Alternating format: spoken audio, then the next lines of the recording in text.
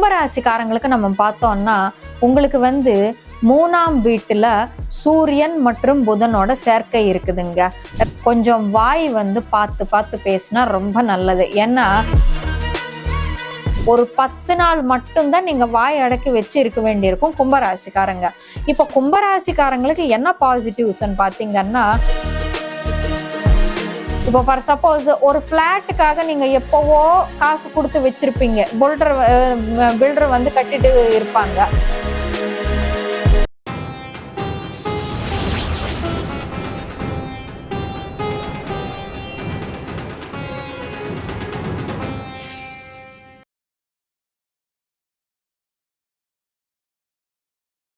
Rudran astro நேயர்கள் அனைவருக்கும் வணக்கம்.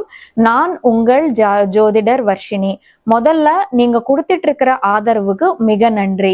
என்னோட தமிழ்ல வந்து தவறுகளு தடுமாற்றங்களும் இருக்கும். காரணம் என்னோட பூர்வீகம் தமிழ் இல்லை. அதனால என்னோட தமிழ்ல ஏதாச்சும் குறைபாடுகள் இருந்தா என்னை மன்னிச்சிடுங்க.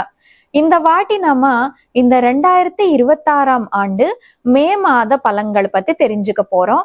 இந்த மே மாதத்துல எல்லா ராசிக்காரங்களுக்கு எப்படி இருக்க போகுது, எந்தெந்த கிரகம் எந்தெந்த இடத்துல இருக்கிறது, எந்தெந்த கிரகம் எந்தெந்த இடத்தை விட்டுட்டு எந்தெந்த இடத்துக்கு வந்து டிரான்சிட் ஆக போகுதுன்னு சொல்லிட்டு நம்ம பார்ப்போம்.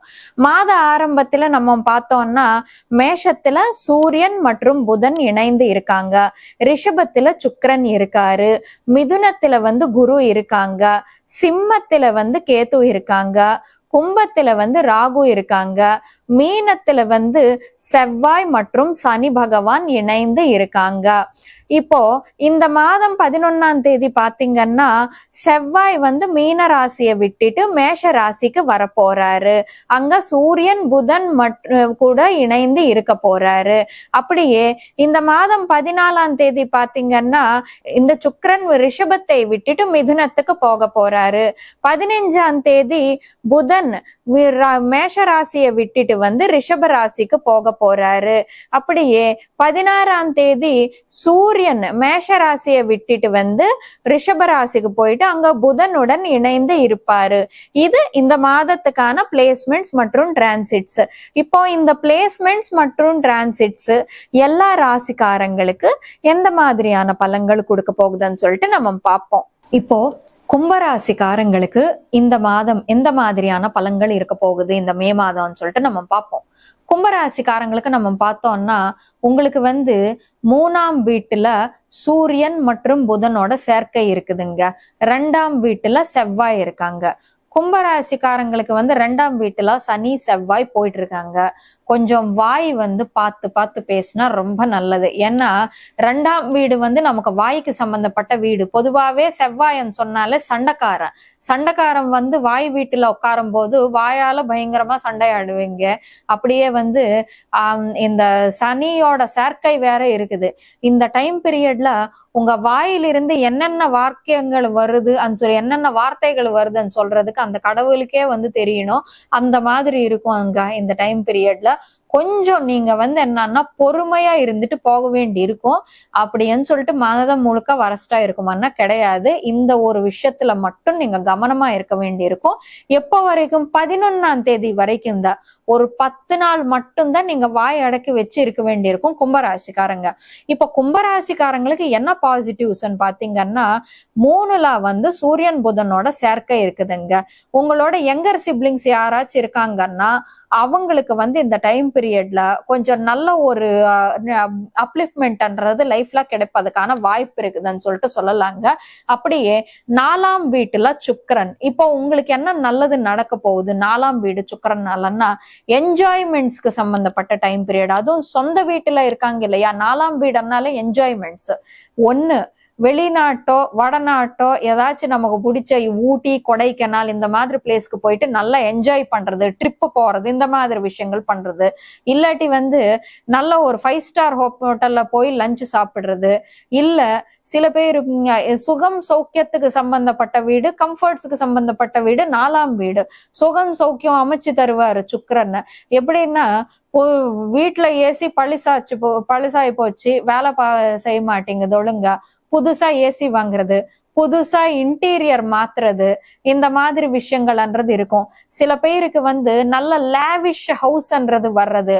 இப்போ ஃபார் சப்போஸ் ஒரு பிளாட்டுக்காக நீங்க எப்பவோ காசு கொடுத்து வச்சிருப்பீங்க, பில்டர் வந்து கட்டிட்டு இருப்பாங்க.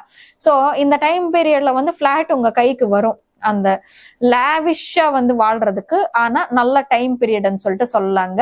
இந்த டைம் பீரியட்ல பயங்கரமா என்ஜாய் பண்ணணும்ன்ற ஒரு இன்ட்ரெஸ்ட்ன்றது கூட ஜாஸ்தியா இருக்கும். அப்படியே முக்கியமா வந்து ஹோம் அப்ளையன்சஸ் பிசினஸ் பண்றவங்களுக்கு சூப்பர் டைம் பீரியடுங்க. ஏன்னா சுக்கிரன் ஆகட்டும் குரு ஆகட்டும் ரெண்டு பேருமே வந்து ஒரு ஃபேமிலி ஹோம்லி என்விரான்மெண்ட்டுக்கு சம்பந்தப்பட்ட கிரகங்கள். அவங்க வந்து 4ஆம் வீட்டு அதிபதி ஆயிட்டு 4ஆம் வீட்டுல சொந்த வீட்டுல இருக்கும் போது வந்து ஹோம் அப்ளையன்சஸ் பிசினஸ்ல பண்றவங்களுக்கு சூப்பரா கொடுப்பாருங்க இந்த டைம் பீரியட்ல. அப்படியே கார்ஸ், லக்ஸரி கார்ஸ், இந்த மாதிரி பிசினஸஸ் பண்றவங்களுக்கு ரொம்ப நல்ல டைம் பீரியட்னு சொல்லிட்டு சொல்லலாங்க இது. அப்படியே உங்களுக்கு வந்து இந்த 15ஆம் தேதிக்கு பிறகு எப்படி இருக்கும் பாத்தீங்கன்னா, 4ல இருக்கிற சுக்கிரன் வந்து 5க்கு வருவாரு, குருவோட சேர்க்கையில இருப்பாரு. மாணவர்களுக்கு மாணவிகளுக்கு சூப்பரான டைம் பீரியட். முக்கியமா யாருக்கு, குரு சுக்கிரன் ரெண்டு பேரும் ஆர்டிஸ்டிக் பிளானட்ஸ், ஃபைன் ஆர்ட்ஸ் ரிலேட்டடா ஏதாச்சும் பர்சியூ பண்றவங்களுக்கு நல்லது. எப்படின்னா BA music, BA veena, diploma in violin, இந்த மாதிரி இன்ஸ்ட்ருமெண்ட்ஸ், மியூசிக் ரிலேட்டட் டிகிரிஸ் படிச்சுட்டு இருப்பாங்க பாத்தீங்களா, அவங்களுக்கு சூப்பரான டைம் பீரியட்னு சொல்லிட்டு சொல்லலாங்க. இல்ல ஏதாச்சும் ஒரு ஆர்ட் நீங்க கத்துக்கணும்னு நினைக்கிறீங்கன்னு வச்சுக்கோங்க, இது சூப்பரான time period. Art related degrees, viscom, visual communications, media related, mass communications, இந்த மாதிரி படிப்பு படிக்கிறதுக்கு கரெக்டான டைம் பீரியட் சொல்லிட்டு சொல்லலாம். இல்ல இந்த மாதிரி படிப்பு படிச்சவங்க இப்போ வெளியே வர போற ஸ்டூடெண்ட்ஸ்க்கு வந்து இது ரொம்ப நல்ல டைம் பீரியட்னு சொல்லிட்டு சொல்லலாங்க. அப்படியே உங்களுக்கு வந்து இப்போ 4ஆம் வீட்டுல வந்து புதன் சூரியனோட சேர்க்கை சேரிடுச்சு. புதன் 4ஆம் வீட்டுல இருந்தா ப்ராப்பர்ட்டி ரிலேட்டட் பிசினஸ் பண்ற அத்தனை பேருக்கு நல்லா இருக்கும். அது வெஹிக்கல்ஸ் ரிலேட்டட் ஆகலாம். அப்படியே வந்து சில பேரு பினான்ஸ் கொடுத்துட்டு இருப்பாங்க, மார்ட்கேஜ் வச்சுக்கிட்டு பினான்சஸ் கொடுத்துட்டு இருப்பாங்க. சோ வட்டிக்கு கடன் கொடுக்கறவங்க, இந்த சொத்து வச்சுக்கிட்டோ இல்லாட்டி வந்து நகை பணமா வச்சுக்கிட்டு வந்து வட்டிக்கு கொடுக்கறவங்க இருப்பாங்க இல்லையா, அவங்க எல்லாத்துக்குமே வந்து இது ரொம்ப நல்ல டைம் பீரியட்னு சொல்லிட்டு சொல்லலாங்க.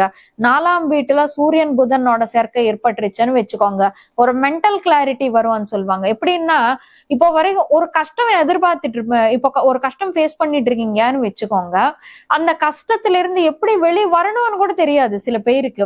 ஆனா நாள்ல சூரியன் புதன் ரெண்டு பேரும் சேரும் போது வந்து இந்த கஷ்டத்திலிருந்து எப்படி வெளியே வரணும்னு சொல்லிட்டு ஒரு வழி காட்டுவாங்க, நமக்கே மைண்ட்ல தோணும் அது. அப்படியே 3ஆம் இடத்துல செவ்வாய் வரப்போறாரு. எப்போ, 11ஆம் தேதிக்கு அப்புறமா 3ஆம் இடத்துல சொந்த இடத்துல செவ்வாய் இருக்க போறாரு. தைரியம் பயங்கரமா வளர்ந்துரும். ஏன்னா உங்களுக்கு வந்து 4ல சூரியன் புதன் சேர்க்கையால மென்டல் கிளாரிட்டி வரும், என்ன பண்ணணும், அடுத்தது என்ன பண்ணணும், என்ன செய்யணும் சொல்லிட்டு. அப்படியே 3ல இருக்கிற செவ்வாய் வந்து தைரியத்தை கொடுப்பாரு. சோ இப்போ வரைக்கும் கஷ்டம் அனுபவிச்சுட்டு இருக்கோம், ஆனா கஷ்டம் தாண்டி வர்றதுக்கு ஒரு வழி கிடைச்சது அன்ற மாதிரி இருக்குங்க சிச்சுவேஷன் உங்களுக்கு. அப்படியே 4ஆம் வீட்டதிபதி வந்து 5ஆம் வீட்டுல உட்கார்ந்து இருக்காங்க, யாரு, சுக்கிரன். சோ இந்த டைம் பீரியட்ல நிறைய கிரியேட்டிவ் ஐடியாஸ் எல்லாம் வந்துட்டு இருக்கும். கிரியேட்டிவ் துறையில ஒர்க் பண்ற அத்தனை பேருக்கும் இது நல்ல டைம் பீரியட். முக்கியமா ஜேர்னலிசம் ரிலேட்டடா ஒர்க் பண்றவங்களுக்கு, காலமிஸ்டுக்கு, இவங்க எல்லாத்துக்கும், ரைட்டர்ஸ்க்கு, இவங்க எல்லாத்துக்குமே நல்ல டைம் பீரியடுங்க. பெயிண்டர்ஸ், இந்த கிராஃப்ட்ஸ் செய்யறவங்க, இவங்க எல்லாத்துக்குமே ரொம்ப நல்ல டைம் பீரியட்னு சொல்லிட்டு சொல்லலாங்க. தொழில் வகையிலையும் வந்து கும்பராசிக்காரங்களுக்கு இந்த டைம் பீரியட்ல ரொம்ப நல்லா இருக்குதுன்னு சொல்லிட்டு சொல்லலாங்க. அப்படியே உங்களுக்கு வந்து என்னன்னா, தொழில் வீட்டதிபதியான செவ்வாய் வந்து 3ஆம் வீட்டுக்கு வரப்போறாரு, சொந்த வீட்டுக்கு. கட்டாயமா தொழிலுக்கு ஏத்த மாதிரி, தொழில் நல்லா இருக்குது, தொழிலுக்கு ஏத்த மாதிரியான பலன் உங்களுக்கு கிடைக்க போகுது. ஆனா 3ஆம் வீடு என்ன, உழைப்புக்கு சம்பந்தப்பட்ட வீடு. ஃபார் சப்போஸ் இப்போ நீங்க ஒரு விஷயம் நடக்கணும், உங்களுக்கு ஒரு வாட்டி போனா நடக்க வேண்டியது ஒரு 4-5 வாட்டி சுத்த வேண்டி இருக்கும். ஆனா உழைப்புக்கு ஏத்த பலன் கிடைக்கக்கூடிய டைம் பீரியட். ஏன்னா சொந்த வீட்டுல உட்கார்ந்து இருக்காரு செவ்வாய், தொழில் வீட்டு அதிபதி செவ்வாய். சோ கும்பராசிக்காரங்களுக்கு வந்து இந்த மாதம் நலமாதான் இருக்குது. ஆனா 10ஆம் தேதி 15ஆம் தேதி வரைக்கும் கொஞ்சம் நீங்க வாய் பொத்திக்கிட்டு பொறுத்துக்கிட்டு இருக்கணும்னு சொல்லிட்டு சொல்லலாங்க.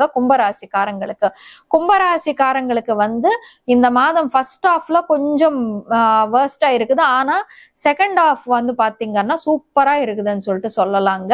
பட் உழைப்பு நிறைய போட வேண்டி இருக்கும் இந்த டைம் பீரியட்ல நீங்க.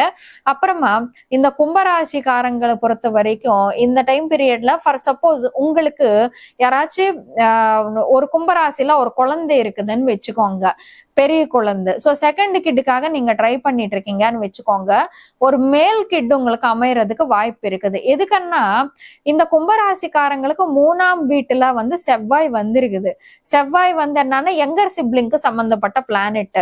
சோ சாரி, செவ்வாய் வந்து மேலுக்கு சம்பந்தப்பட்ட பிளானெட் யங்கர் சிப்ளிங்ஸ் ஹவுஸ்ல வந்துருச்சு. சோ ஒரு சில கும்பராசிக்காரங்களுக்கு வந்து யங்கர் மேல் சிப்ளிங் தம்பி பிறக்கிறதுக்கு வாய்ப்பு உண்டு. சோ அதனால உங்க ஃபேமிலியில உங்களோட பெரிய குழந்தை கும்பராசிக்காரங்களா இருக்காங்க. இன்கேஸ் உங்களுக்கு டேஸ் சொல்லியிருக்காங்கன்னு வச்சுக்கோங்க, உங்களுக்கு வந்து அடுத்து பிறக்க போற குழந்தை வந்து ஆண் குழந்தை பிறக்கும். இல்லாட்டி இந்த டைம் பீரியட்ல நீங்க கரெக்டா உங்க பொண்ணுக்கோ பையனுக்கோ 3ல செவ்வாய் இருக்கும் போது நீங்க கன்சீவ் ஆயிருக்கீங்கன்னா இந்த டைம் பீரியட்ல உங்களுக்கு பிறக்க போற குழந்தை வந்து ஆண் குழந்தையா பிறக்கும்னு சொல்லிட்டு சொல்லலாங்க. இது இந்த கும்பராசிக்காரங்களுக்கான பலன். இப்ப கும்பராசிக்காரங்களுக்கு என்ன ரெமெடி பண்ணலாம்னு சொல்லிட்டு நம்ம பார்ப்போம். கும்பராசிக்காரங்களுக்கு இந்த மாதம் ஆரம்பத்துல பயங்கரமா கோபம் இருக்கும்.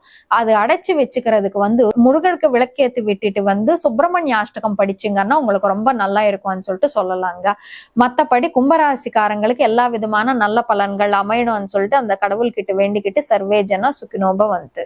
ருத்ரன் ஆஸ்ட்ரோ நேயர்களுக்கு சின்ன அறிவிப்பு.